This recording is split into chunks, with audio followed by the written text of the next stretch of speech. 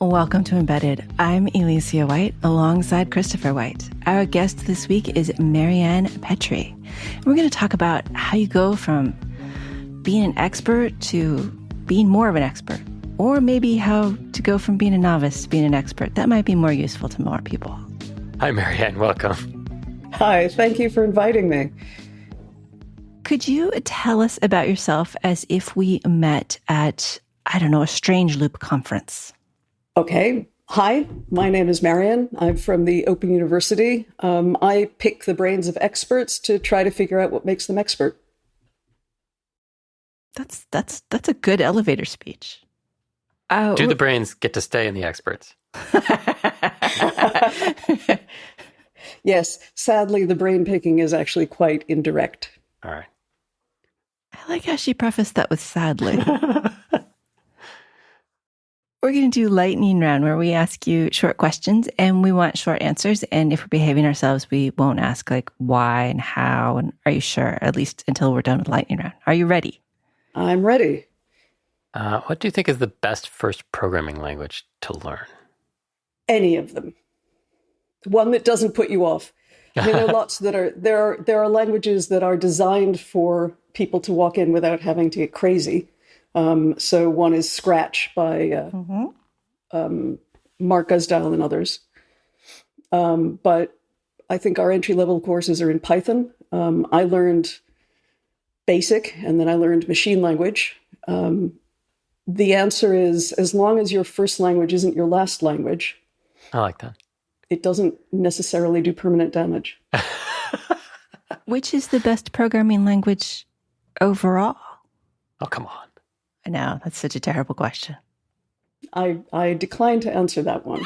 I'll give you an alternative, however, which is that one of the single best indicators of programming performance is how many programming languages the developer has touched. And so the key is not one language, but many languages, and to learn lessons from all of them. And finally, I'm glad I learned awk. I have touched many programming languages, and the lessons I've learned is I don't like programming. No.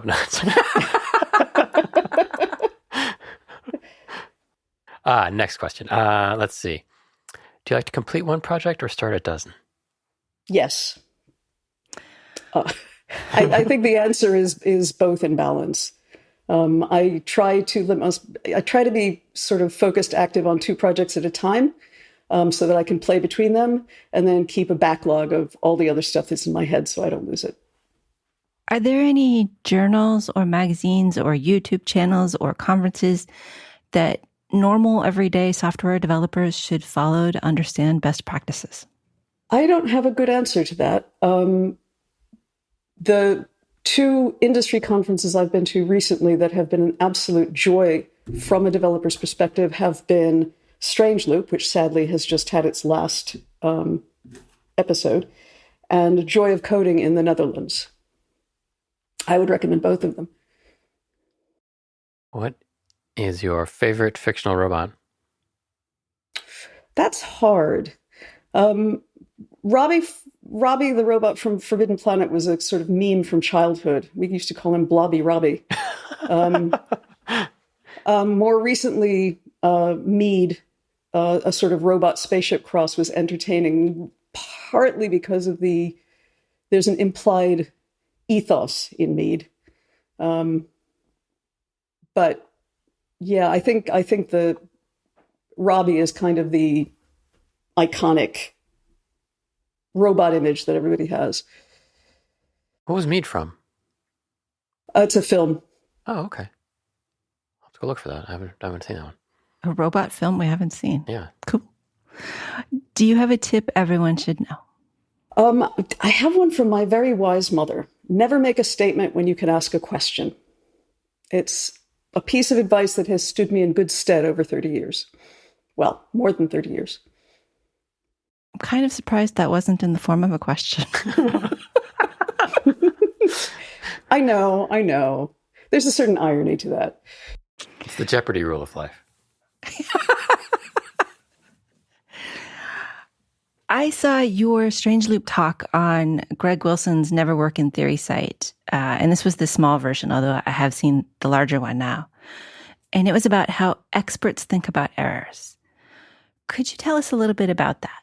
I'm not quite sure what you want to know about it. So that talk is one small slice out of decades of research on what makes experts expert. Greg Wilson and Mike Hoy's image for those talks was a 10-minute talk that would deliver something actionable from research to developers. And for me, the attitude to error thing was a really nice nugget to hand across that boundary. It's also incredibly rich. So the whole notion is that experts have a very different approach to error when it arises than, say, people in software factories. So instead of, oh my God, there's a bug, swat it, get rid of it, they pause and they look at the error and they say, what's that about? Is that as trivial as it seems, or is it part of an ecosystem, a collection of other things? Is there something else going on that we haven't thought about? And very often, really important insights about the software come from paying attention to errors. And in a way that fixes the error, not fixes the blame. So it's a very, very open attitude.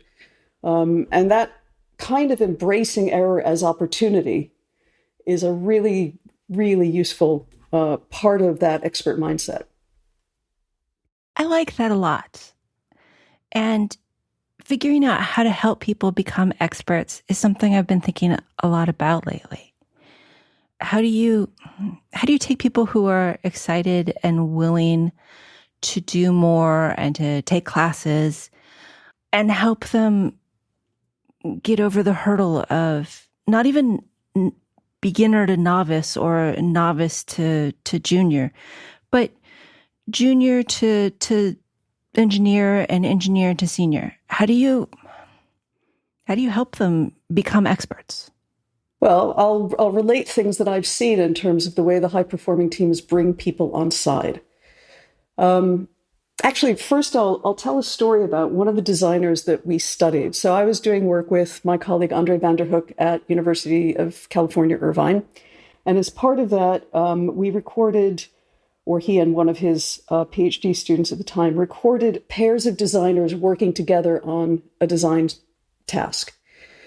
And in all of the companies they went into for these recordings, they asked for people who were their best designers so that we could get sample material for researchers to look at to try to understand what was in those dialogues. And in one of the cases, one of the designers was incredibly young. He wasn't the sort of person that you'd expect them to have delivered to us as their, really high-performing designer. And so they stopped afterward and spoke to him and said, how did you get to be here? And his whole story was a story of asking questions. Every time there was something to do, he would pick the problem he didn't know how to solve. He would find something he hadn't done before. He would navigate the design space, the problem space in a different way because he wanted to be surprised. So every project he worked on, he focused on whatever the design component was that was most crucial. He was trying to sort of sort out the shape of the solution before he started engaging with coding. He made lots of mistakes and he learned from the mistakes.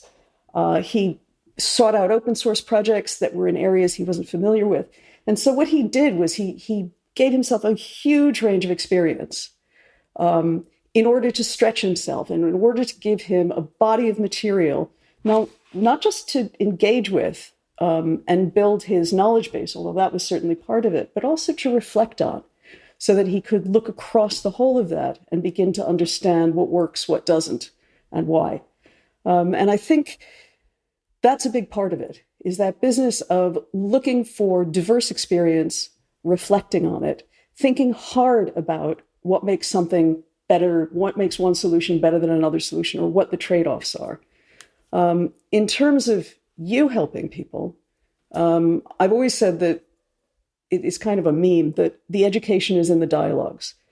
There are points of engagement that are really, really important. where somebody is coming to terms with something and just needs to talk about it to somebody else, needs to get it out of their head, needs to compare their experience to somebody else's experience.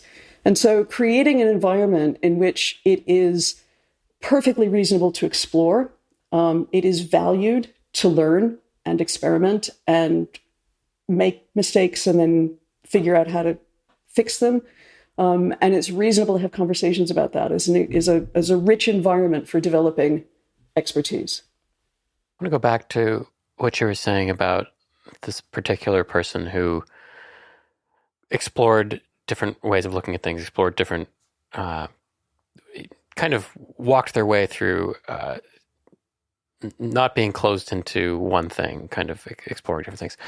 And what you said about experts and how you found that experts tend to see bugs or errors as a problem, and not as a problem, as an opportunity. It's kind of a paradox because that sounds like, forgive me, in Zen Buddhism, there's a thing called beginner's mind, and it's a thing people talk about. It sounds like maintaining beginner's mind, which is somewhat paradoxical. If you say, oh, if you're a good expert, you can get into the beginner's mindset.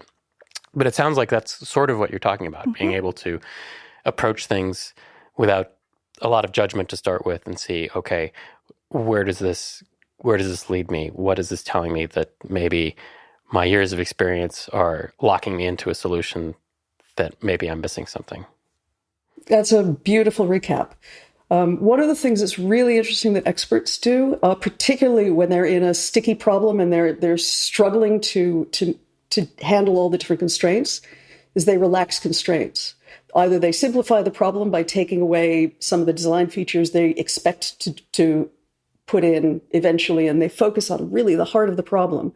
Or they just say things. I literally have sat in a design session where, as part of the discussion, the expert in the room said, let's pretend there's no gravity. How does that change what we would do?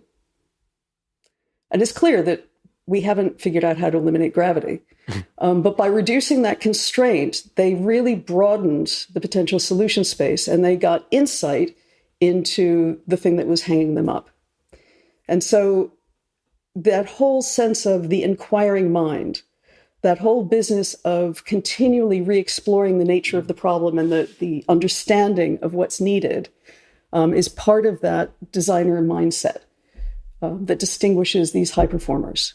How do you decide who's a high performer? Well, the algorithm I used for finding experts when I went into organizations to study them was I would ask everybody who the expert was and go to that person. That person always pointed to someone else. None of these people admits to being an expert because they're all too aware of their limitations. But the reality is that there's very often one person or a couple of people who are the people who sit quietly in the room, and then when they open their mouths to ask a question, that question changes the discussion. They're very often people with very deep knowledge and knowledge that is, I keep talking about garbage can memories, experts with garbage can memories that are indexed so that they can go back in time and understand what they did on previous similar projects, what the constraints were on those projects, how they made the decisions, and then they can reapply them.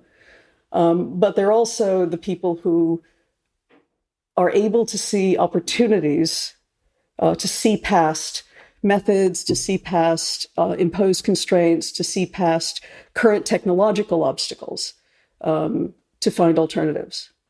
One of the things that I found fascinating after graduating and in college was the emergence of the design patterns. Zeitgeist? Gestalt? I don't know. Whatever. Some word I don't really know. It's going to go through a bunch of German words. Yeah. Elevator. I don't know.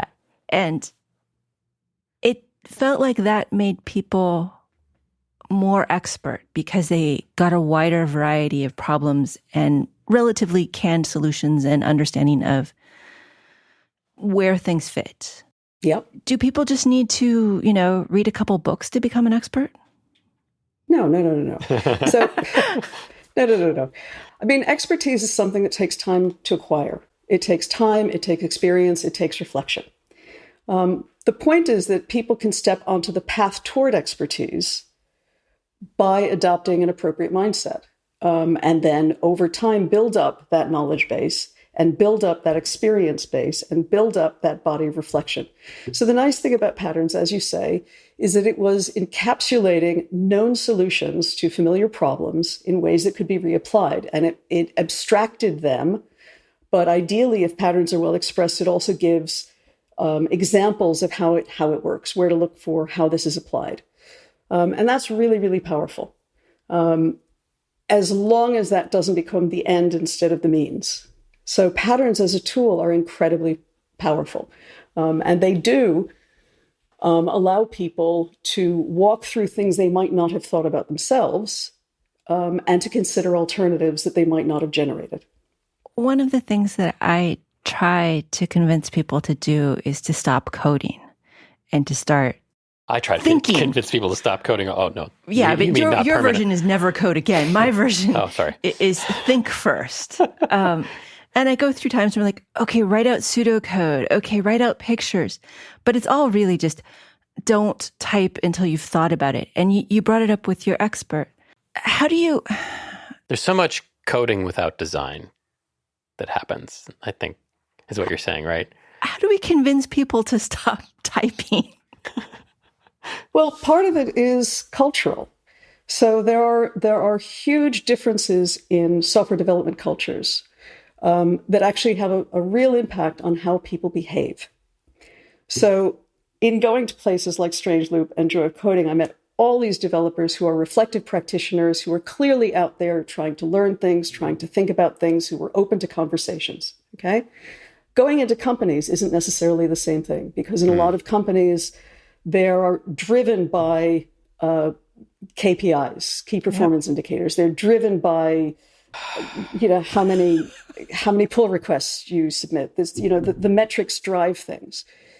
That's actually a culture that is really problematic for developing generalist expertise, for developing problem-solving expertise and the design mindset. Because the design mindset isn't about those quick fixes. It's about understanding that investment in the underlying issues pays off in terms of speed of delivery and quality of delivery overall. And so it may look like a much bigger upfront investment, but when I talk about high-performing teams, I'm talking about teams that deliver basically on time, under budget, works first time without loud brown smells. And they do that repeatedly. And part of that has to do with understanding and owning that development process in a way that isn't driven by management indicators, is actually driven by the needs of the engineering needs. So I'm very, very sympathetic to the position you're in. I mean, you saying think first, yes, absolutely. And it's very interesting to watch what these high performers do. They certainly think first. They certainly sketch things. They also sit in a corner with a pad of paper and their legs crossed and wave a pen in the air without writing anything down a lot of the time.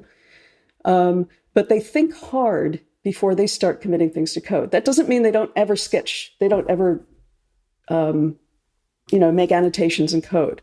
But what these people do is they design solutions, and then they begin to implement those solutions in a pseudocode that is an amalgam of lots of different notations and lots of different ways of presenting things. And when they've got the shape of things worked out, then they move on to code, because that part's easy. That part's pretty straightforward. Sometimes they'll just type code because it's faster, because they know what they're...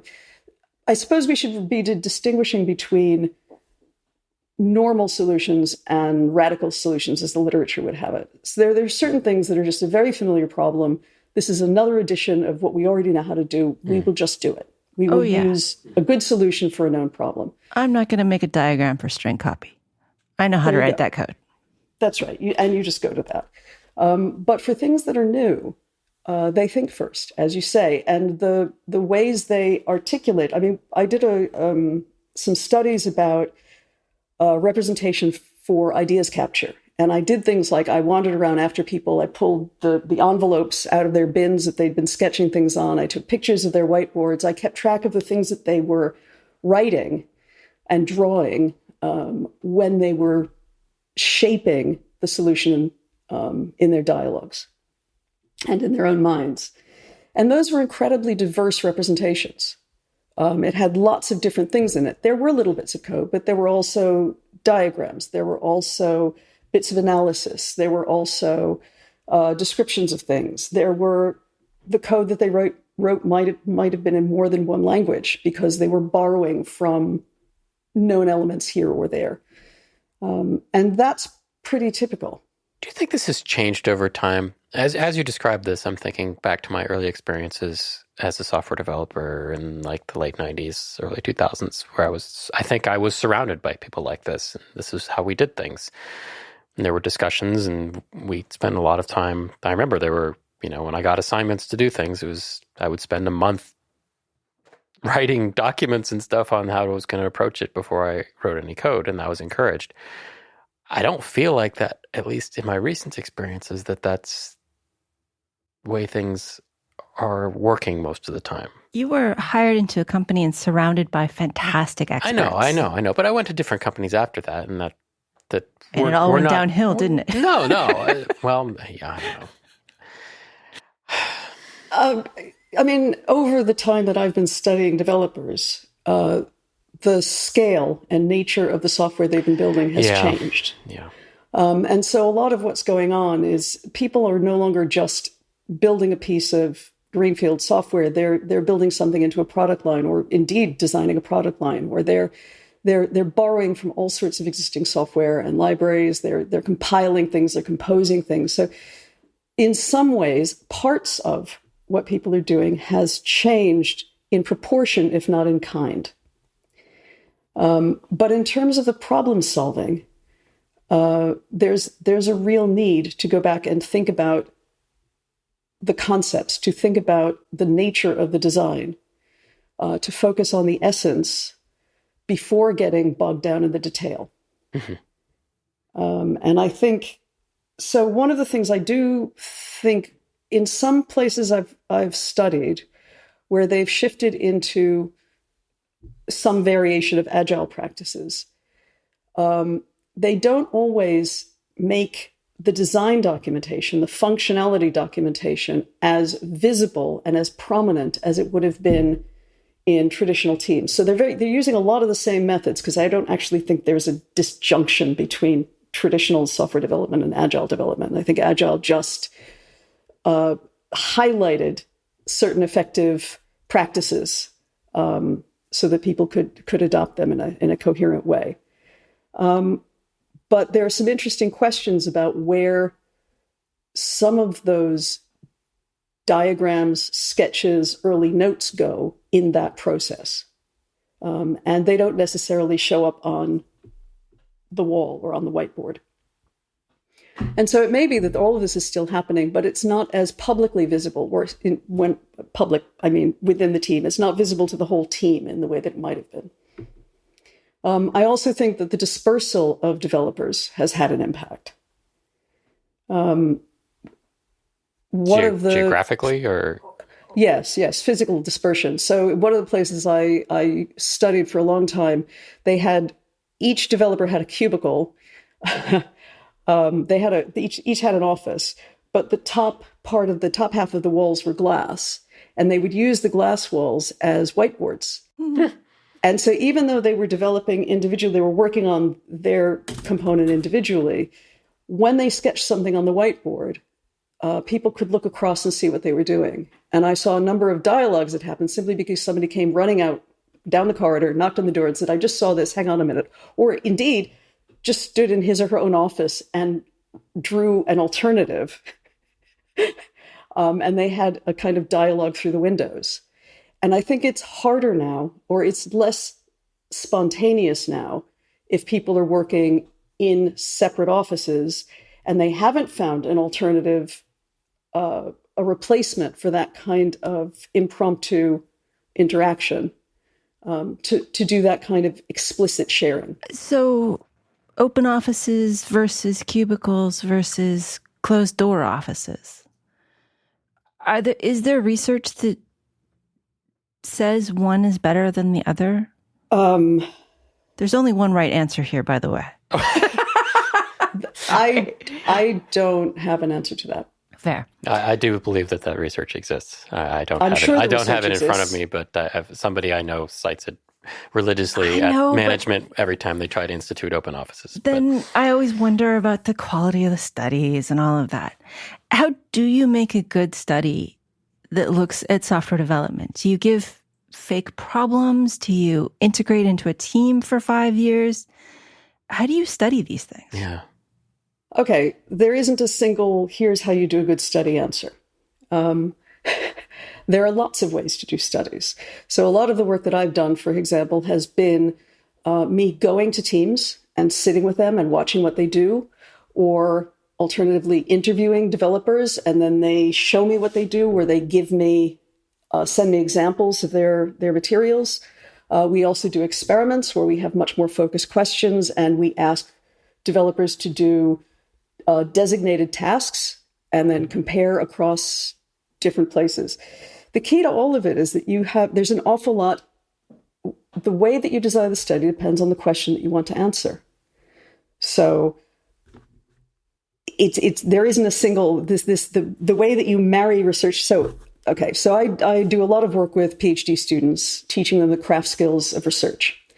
And one of the fundamentals we have is about research design, and we call it the 1, 2, 3 of research design. Number one, what's your question, and why does it matter? What does an answer look like? That's number one. What's the question?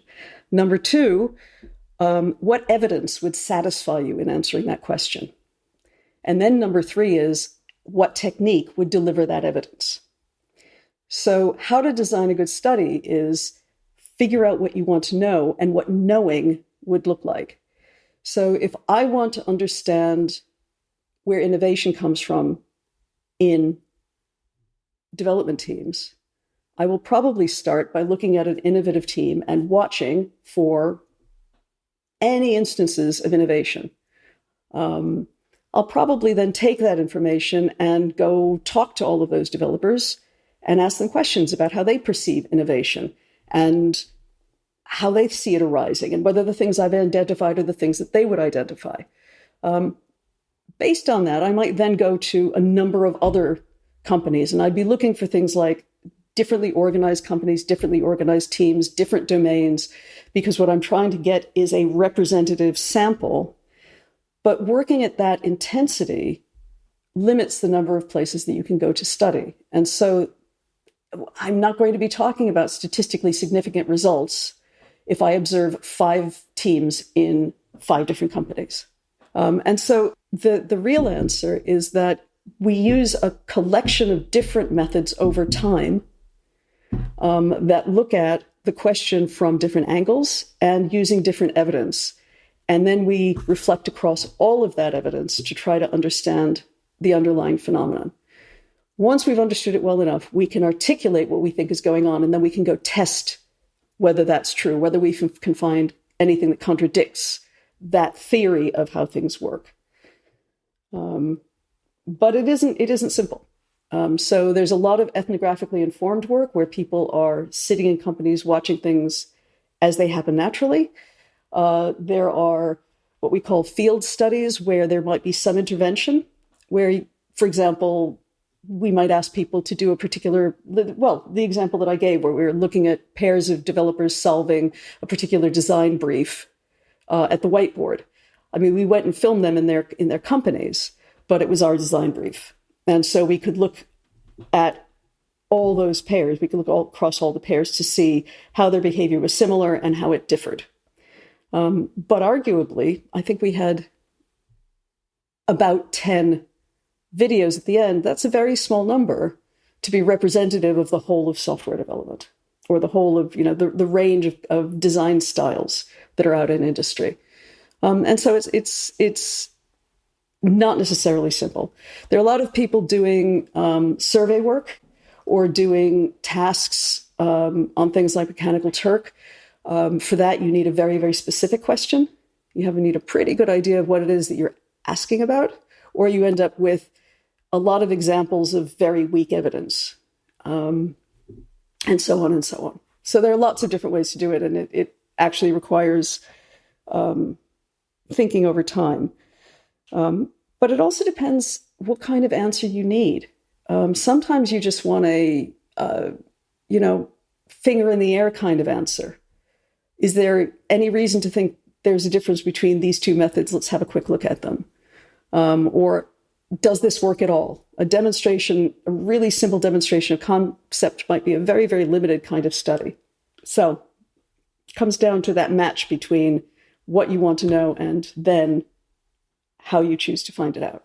These seem like psychology design studies, as opposed to computer science where you're looking at data. Okay, so fundamentally... Sorry, that came out really badly, didn't it? Where you're looking at data, like that wasn't data. Where you're looking at numeric data. But the thing that you're asking about, if I'm talking about the nature of expertise, I am talking about human behavior. I mean, one of the reasons that computing is such an interesting domain in which to do research is because software is limited basically by our imaginations. We can whatever we can imagine, we can probably build over time. But the key is the human imagination, is the human ability to effect the designs that are in their minds. And so for me, anything that we do, the software that we use is going to be written by people, or maybe a collaboration between people and machines. Let's just go with people. It's going to be read by people and machines, importantly, puppets, and then operated by machines. Yeah, and ultimately, it's going to operate in a human socio-technical world. And so there's an awful lot of, there are lots of systems that are very much oriented to technology, but even the ones that seem like the human part of it is irrelevant, it turns out that it isn't. So, for example, one of my informants works in embedded software in the automotive industry. And there are examples there where the software worked absolutely to spec, but what it didn't take into account, it worked very well with the car. What it forgot was that there was a human driver in the car. And so, for example, there were automations to parts of braking systems that caused fatalities simply because once that automation was invoked, it surprised the driver, and the driver was unprepared to what happened with the vehicle. The vehicle is now behaving in a different way. And so I don't think that the separation between looking at how people think about software and how software operates on the machine should be absolute. There's actually a relationship, a very, very important relationship between them. I mean, it may be that different people want to focus on different parts of that arc, but they're intimately related, whether we like it or not. You've talked about experts and about high-performing teams. Mm-hmm. They aren't the same, are they? No. How are they the same and how are they different? So typically, high-performing teams have an expert as part of them, or someone with expertise. But it doesn't mean that everybody on the team is an expert. And one of the things that's really interesting about how these teams operate is that they're embedding, first of all, they're embedding this designerly mindset in what they do. And they're reinforcing it with the development culture that they have and the dialogues that they have across the team. And so what they're doing all the time is helping everybody to be the best they can be. So, for example, experts don't make fewer errors than non-experts. They make just as many, if not more. But they have much better safety nets for catching errors. And one of the things that high-performing teams do is include in their culture practices that mean that there's a really good safety net for error, because code isn't owned by one person. Code is owned by the team, and people look across and help each other and do things together. And so the likelihood that they will find errors that arise is very, very high, that they'll find them early is much higher, and therefore that they'll be able to address things while it's in production, not when it's out in the world.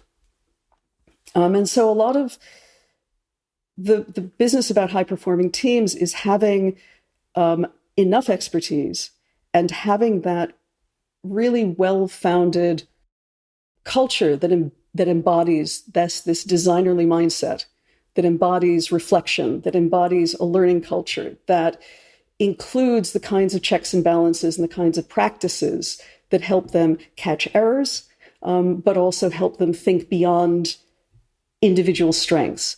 And so one of the things that characterizes high-performing teams is very often it feels like it is greater than the sum of its parts. Christopher recently mentioned something where you heard that the goal, or one of the primary duties of a senior software engineer should be to create more senior software engineers. Yep, I like that. I don't know how many companies I have been in that's actually part of the company. And maybe it's because I've done a lot of startups. Big companies have that culture more than small startups. Yeah, I would say that's probably true. I mean, startups, they have a job, they don't have a lot of money, they've got to get from here to there. But even big companies, I don't hear that being a goal anymore. They do just as many layoffs as anyone else. Well, I mean, yeah, I'm not sure a layoff is related to that. That's usually a higher corporate directive than the development culture of your junior people. It's a measure of loyalty. Oh, sure. Wait, okay, question. I have an actual question I'm getting to. Is it my responsibility to be curious and go to conferences and read books and think about things? Or is it my employer's responsibility to give me the time and tools to do that? Again, my answer would be yes. Yeah. I mean, the key is individuals have to want to improve. They have to want to embrace things. But also companies need to be canny about what creates an effective culture and about how they invest in their people so that their people can deliver the best products possible. And it's been very interesting working with different people. For example, there's one developer I spoke to who actually wanted to talk to me because he had been working with a company for a long time that had a terrific company culture, one where they were very interested in everybody getting better, everybody developing and learning and having opportunities. And then something changed in the company and it went stale. One vice president. They lost that ethos. Yeah. And so he left because he wasn't happy anymore. And he went to a new company. And his question to me was, okay, I'm now in charge of 20 developers. How do I not make that mistake? And that's a really interesting one. I mean, there has to be a commitment all the way through to understanding. So let me back off a little bit. One of the things that I was asked at Strangeloop 2022 by a number of the people I talked to was to investigate what we ended up referring to as invisible work. The kinds of tasks that developers do that are really important and that add value to the software, but are not recognized by management, by promotion, and so on. And so I spent the last year interviewing people and trying to characterize invisible work and trying to get evidence about the financial gains of addressing invisible work, about making space for things like refactoring code, building tools, learning new methods, having postmortems on projects to reflect on what worked and what didn't, and so on. And I think that's part of it, is understanding. One of the things that I heard at Strange Loop this year was people referring to almost as two different groups, developers and the MBAs. And when there's a disjunction between the engineering and the management, then you get this drift into, error by proxy or error by KPI, and all sorts of things that don't value the investment activities that pays off actually surprisingly soon in terms of product improvements and hence potentially in terms of the bottom line for the company. So there's a dialogue that has to go on. And I think that every engineering manager who can straddle, who can speak, who understands the engineering, but who can speak management speak, who stands up for invisible work, who makes evident to management who is less well versed in the engineering what the benefits are of having a learning culture, of having reflection, of playing with alternatives, and so on. They need to do that because that information has to pass both ways so that everybody understands where the value lies. And that comes up over and over and over again. Very often, so one of my colleagues, Iram Rauf, did some work with freelance developers to try to understand their attitude to secure coding. And the biggest determinant that she found was whether anybody was willing to pay for them to do secure coding. So true. As a freelancer, I can confirm. I can confirm your findings. I start out with it should be secure, and they're like, "But we need it a little faster." And I'm like, "Okay, but it should still be secure. But we need it to be cheaper." I'm like, "No, at this point, I can't help you." Right, and so the whole point is behooves us to try to articulate both the cost of not doing that and the benefits of doing that in terms of the kinds of outcomes that those clients can hear and understand. Okay, I have a question that I've been sitting on for the past 20 minutes that's been developing in my mind. You aren't just studying this stuff for fun. Presumably. I assume. Or, I mean, it is fun, but you're not just doing it out of the goodness of your heart. You develop findings about the way people work and things that work, things that don't, the properties of well-forming high-performing teams and high-performing people. What I see in software development a lot, and I've seen a lot of companies, and that's not necessarily a good thing for me, but is that some things trickle out of formal study of software development, and they disseminate through people over time, and they become folklore. And so in many companies, you end up with this culture of, well, this is the way we do things. And it has this piece from Agile and this piece from something else and this piece that I read in a book somewhere. And it's this mishmash of folklore, and they develop a culture out of that. And usually it kind of sort of works, but it is not what you're talking about in terms of a well-formed, well-considered way of working.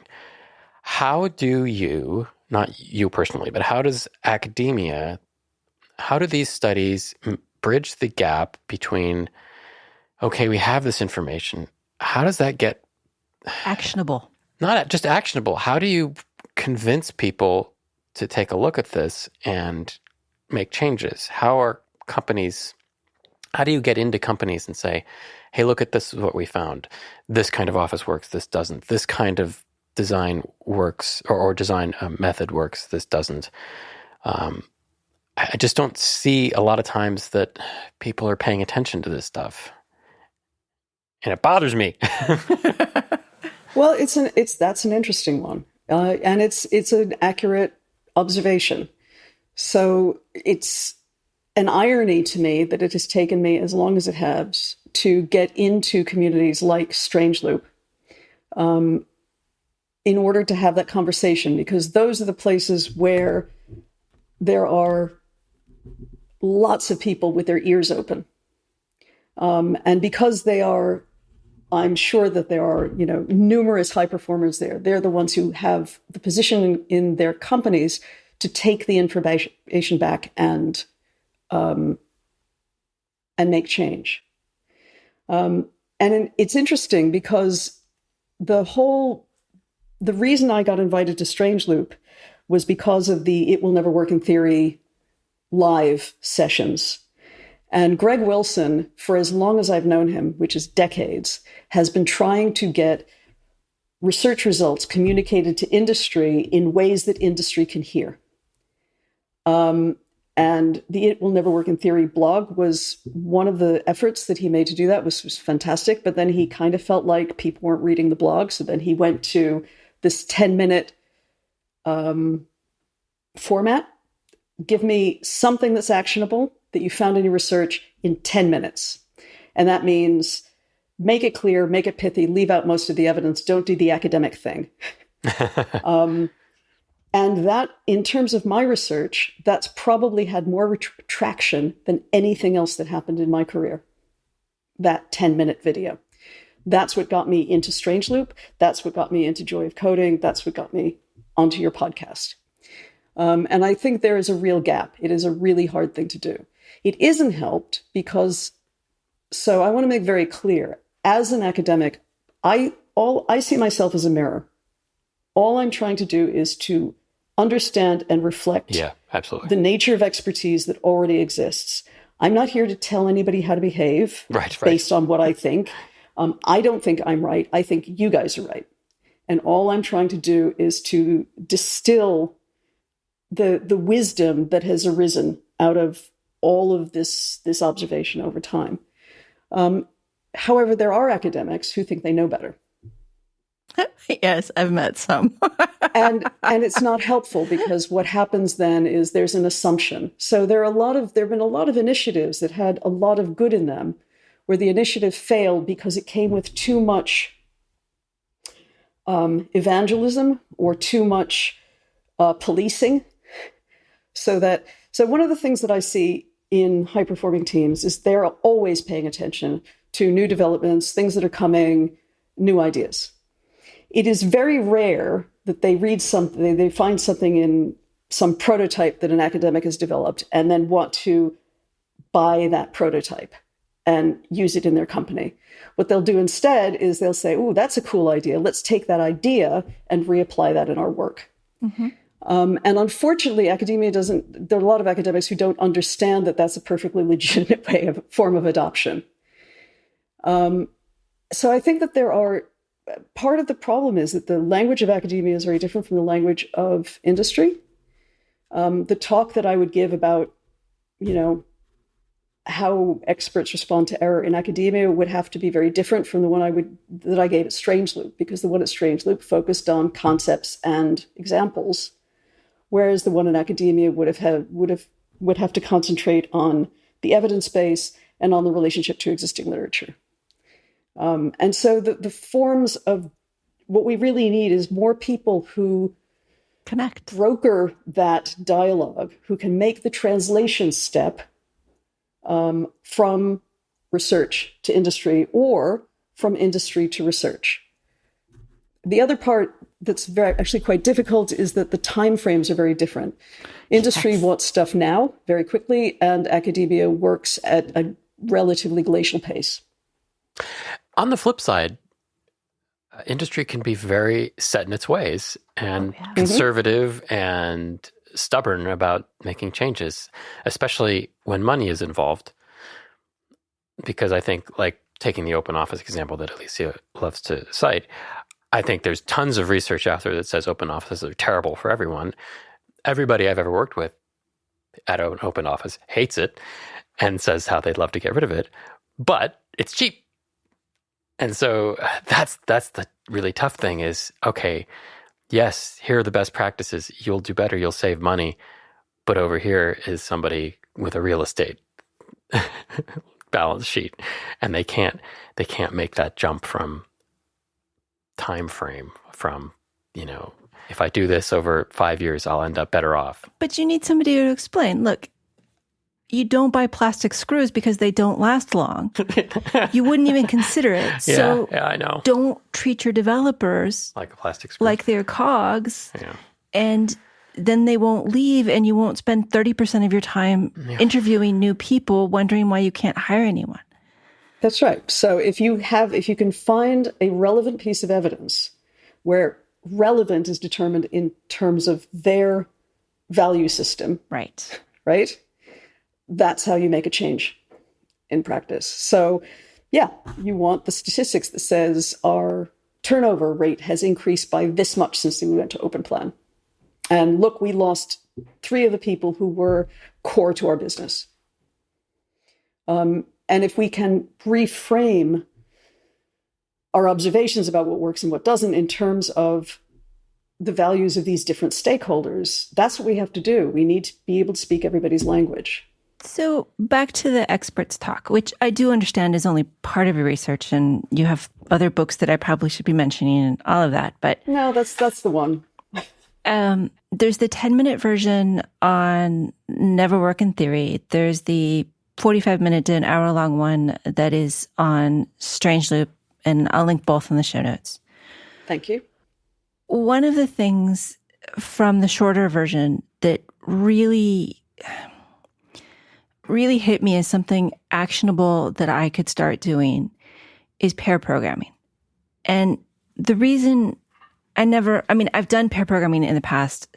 I've done it with people. May I pause you? Yeah. Do you mean pair programming or pair debugging? Ah, right. That was actually part of it. Yes. Pair debugging is what you're recommending. And I've done both. I've done pair programming and pair debugging with one person who was remote and basically my contemporary. We had a lot of the same skills, but not a lot of the same knowledge. And we became really good friends and had a really fun time doing things together. Mm-hmm. But pair debugging, especially when the skill sets are different, so that the expert has to explain what's happening and therefore has to articulate it and therefore has to think about it. And the more junior person is hearing this thought pattern and looking at the code and probably feeling like they're not contributing anything, but gaining experience both in design and development as well as implementation. Why doesn't everybody do this? Why haven't I been doing this? I love pair debugging. It's fun. I know. And yet, even you and I, who are in the same building, often working on the same project, don't always manage to do it. So because of the Agile movement, there's a lot of research on pair programming, particularly with student programmers. And there are real advantages with students to pair programming in terms of just the kinds of dialogues that you've articulated. What I see much more often in the teams that I study is I see very little pair programming, but I see routine pair debugging. And I saw that even, well before Agile was articulated. And because what they're doing there are key things that happen with pair debugging. So you've already explained it, that you get the dialogue between somebody who sees further and somebody who's just handling a bug at the moment. But it's a really good way to make sure that, for example, more members of the team are familiar with the code base, to get people to look across each other's shoulders, to get new perspectives on things, to pick things up that might have been missed if there's only one person going over and over and over it. To start dialogues about other things. Yeah, and it's a very, very powerful mechanism. And as I say, I see it spontaneously in almost all of the high-performing teams. In fact, there is one company that I studied where they were using pair debugging as an onboarding process. So what they did was they provided selected pull requests to the new person. The pull requests were distributed across the code base. And it meant not only did they trawl through the different parts of the code base, but they also then sat down with somebody else on the team who was the expert in that part of the code base, or the most knowledgeable about that part of the code base. And so they met the team as well as meeting the code. And in the course of that, it built their confidence because they were doing useful work while they were also becoming part of this bigger picture. And I thought that was a brilliant way of, a strategic way of using pair debugging. Some of the features of pair debugging come up with rubber duck debugging when your secondary person, or maybe primary, is a stuffed animal. But you don't get that knowledge transfer. Yes. So what rubber ducking gives you is it gives you that externalization. And very often just saying something out loud that you're thinking about basically causes people to articulate assumptions, to stumble over things that their mind just drifts across, and so on. So there's real value in rubber ducking. But as you say, what you don't get is the exchange. And you don't get the laughter necessarily. Yeah.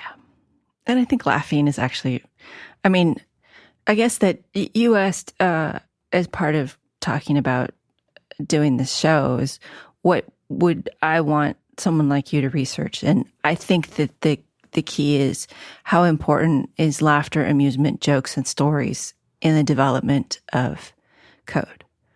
I mean, if I can make my file seem almost like a story, like, okay, here's where it begins, and this is what it does, and this is what you need to know in my comments, and I can make it feel like it's a actionable story, I feel like it's better code, in part because it's easier to read. Mm-hmm. But that's the study I want, is does laughter make for better code? Okay. Can I make writing noises now so I can write that down? Giggling and programming together at last.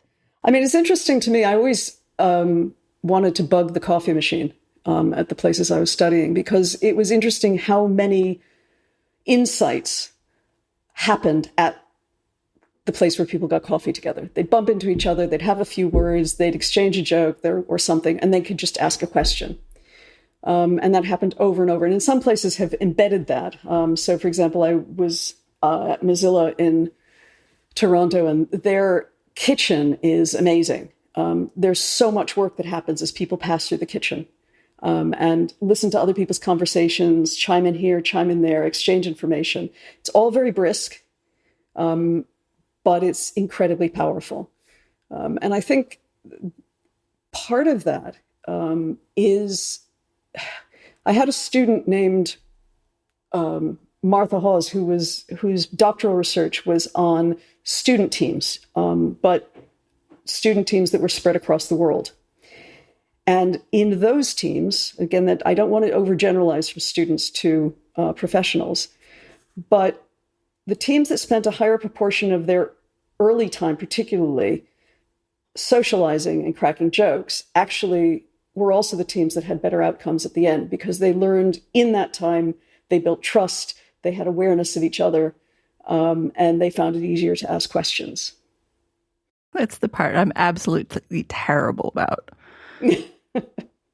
I remember it was my second or third job. I think HP Labs. So like my second, third job. And I didn't know enough to be useful. And I spent my day at my desk trying to understand what was going on. And I skipped lunch because I was trying so hard to understand. And my boss came by and said, "You're doing it wrong.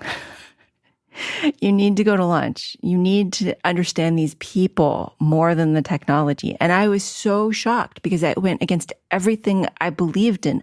I just had to learn all of the information. And there was John saying, no, stop reading the manual and go have lunch with these people. I like John. It was weird. And it's still not something I'm good at. But it's part of it. It's part of what you're trying to understand as you're trying to figure out how the software will serve them. Well, they served the wasps with my tuna sandwich when I finally did show up. What? You have several books, and we are almost out of time. So can you give me a speed rundown of your books? The only one I think I'd like to give the rundown of is Software Design Decoded. which is basically 30 years of empirical research distilled into 66 paragraphs with illustrations. Everything in the book, it's a collection of insights. Everything in the book is grounded in empirical studies. And there's a website associated with the book that has a lot of the bibliography for evidence that we built on. It's a bit of a Marmite book. The people who understand what it is love it, and the people who actually want a how-to book hate it. But it does capture a lot of the elements of this design mindset, this collection of knowledge, reflection, and culture that builds into expertise. And it was actually, it's an interesting one because it really did take 30 years to get to the point where I could co-author a book like that. I liked the part about sketching best, about externalizing thoughts and sketching the problems and the solutions. We've talked some about that. But you also had one about experts design elegant abstractions. Yes. And the paragraph starts, while all developers create abstractions, experts design them. A good abstraction makes evident what is important, what it does, and how it does it. How do you design a study for that? Okay. Well, I certainly haven't designed a study to watch somebody create abstractions. That's the kind of emergent observation that happens over time over lots of studies, where you collect the examples as they arrive, and then over time make sense of them. That insight aligns with another insight, which is about focusing on the essence. And I know my colleague Andre Vanderhoek, when he teaches his class on software design, one of the insights from the book that he really stresses with the students is to focus on the essence, because it's really easy for people to sit down and immediately code the bits that they know how to code, which is almost never the part that's the hard part, or that's the crux of the problem, or is the defining element of the solution. And so all of this business about abstractions starts a little earlier. It's about learning to ask the right questions. It's about directing attention to the heart of the problem. What's the essence? What's the core challenge or issue? Are there analogies in other domains? What can we learn from them? What are the dissonances among the alternatives I can think of to address this thing? I have to credit Mary Shaw there, who often talks about insight through attending to dissonance and its relationship to innovation. So if we have lots of examples or use cases, what do they have in common, or how do they differ? What's most important about them? What's the thing we can't do without? And very often in the course of stripping back to that essence, experts are identifying the thing that they have to express. And that's the first step. Expressing that as a good abstraction is something that they learn over time. I don't know that I would know how to teach somebody to make good abstractions. But the whole notion of trying to strip away detail, trying to find the essential bits, trying to ask the right questions is, I think, a mindset and a set of practices that people can learn. It does seem a little hard to learn from this book. I mean, your expert sounds like a wizard or a perfect person. And some of these things, I think I do them. Maybe I'm an expert. Maybe I just think I'm, what is it, Dunning-Kruger? Dunning-Kruger. Thanks. So the response we've had from the people who use the book is that they use it, first of all, they read it and they recognize some of it. Mm-hmm. And sometimes they recognize things and say, oh, I used to do that and I forgot about that. Yeah, I had to start doing that again. And so they use it as a kind of a way of refreshing themselves. And then when they come across something they don't recognize, they say, what's that about? I need to understand that. So I don't, in terms of starting from scratch, I think that almost everybody that we know who uses the book will focus on one thing at a time.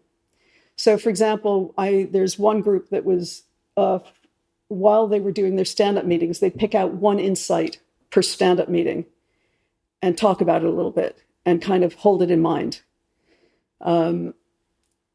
Because it was just a way to kind of do a refresh on ways of thinking, things that are useful, practices we might have forgotten, insights we might have forgotten. In terms of people starting out and trying to build expertise, again, the book is a means for reflection. You don't have to try to embed 66 things. I mean, someone spoke to me about the book being like 66 mantras, and it was like, oh, that's too many mantras. That's just too many. And the point is, you don't have to do everything at once. You do one thing, or you do, and when that makes sense to you and becomes much more part of your practice, you can move to something else. Andre and I are currently trying to do the exposition of the mindset as kind of a path to learning to acquire that mindset. So we're trying to do the how-to book. That's the longer version of this, but we've been at it for 10 years. It's going to take a while. But the sketching stuff is interesting to me because I started in this realm because my driving interest was the relationship between language and thought. And computing gave me an incredible arena in which to investigate that relationship, partly because there were artificial languages that we designed ourselves. But I've ended up over the years not just looking at programming languages and pseudocode, but also at what people sketch. There's a lot of research about the importance of sketching in design, not just in software design, but across design domains. And there's a lot of research about the value of multiple modalities in creativity and swapping between, the visual and the textual and so on. And it's just very interesting to me to try to, sketching is one of the insights, one of the ways that we have into the kinds of mental imagery that people are using, the kinds of ways that people are thinking internally about problems. And there isn't a one-to-one correspondence by any means, but we're always trying to, I've spent a very long time, I haven't finished, trying to draw out what it is that these innovators, these designers are doing in their minds that allows them to encompass incredibly complex problems in many cases, and to keep all the balls in the air, and to find these lean, elegant routes to a solution. One of the things that was very interesting, I did a study at one point where I asked people to work on a problem they currently had, and I just sat and watched them. And as they, in most cases, literally sat on a chair with an empty pad of paper and a pen or pencil in their hand and waved the pencil around in the air and never wrote anything on the piece of paper, I would intervene with questions. I would interrupt them to ask them, I don't know, if they smelled something or what color it was or what kind of thing. It was very interesting that very often as I was watching people, I could see them thinking, I could see them sketching in the air, and very often they would drop the pad, say, excuse me a minute, run down the corridor to talk to a couple of colleagues, and then they'd all stand around a whiteboard, and that designer would start drawing something. And very often it was a conceptual sketch that captured the essence of a solution, that captured the solution to one of the big obstacles in that design space. And then very often that sketch became an icon in their design, and they would return to the sketch and they would interrogate the sketch and they would redraw the sketch and they would challenge the sketch on a regular basis. This whole business about externalizing thought, we talked about the rubber ducking, that is about externalizing thought verbally, but sketching externalizes thought usually visually or in mixed media. And again, it's a way to make things explicit and to allow other members of the team to interrogate the ideas, and to have really helpful critical dialogues about what's going on. There's a lot of sketching. Marian, it's been really good to chat with you. Do you have any thoughts you'd like to leave us with? Probably the main one is that if anyone has a topic they want researched, I would invite them to get in touch with me. And if if there's a response to any of this, I'd love to hear it.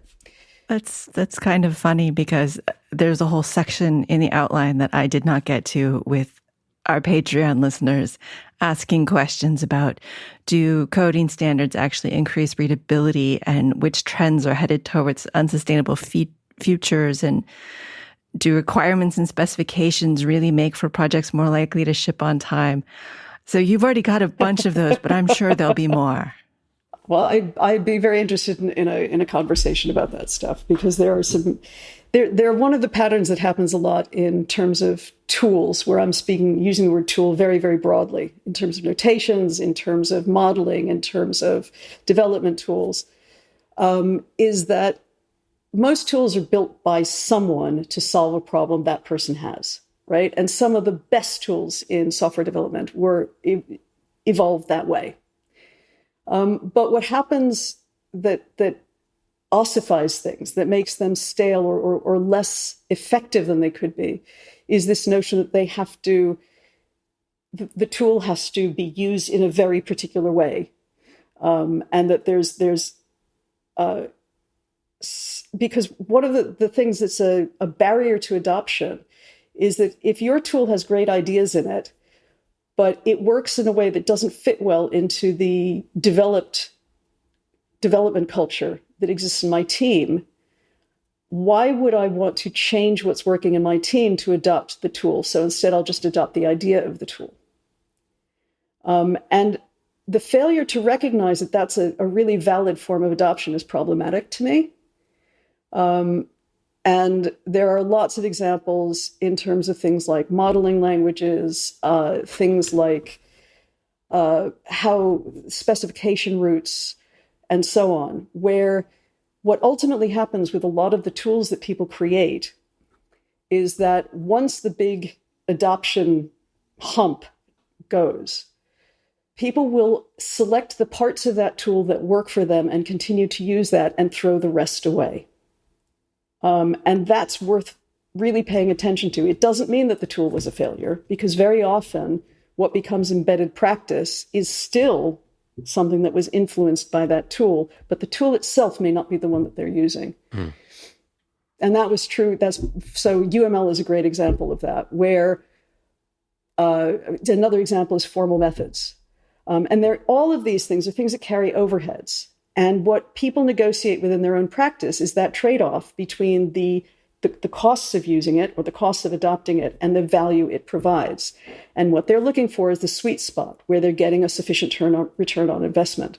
And so they'll use the parts that give them a return, and they will potentially abandon the parts that are not helping them, unless there's some kind of management structure that demands it.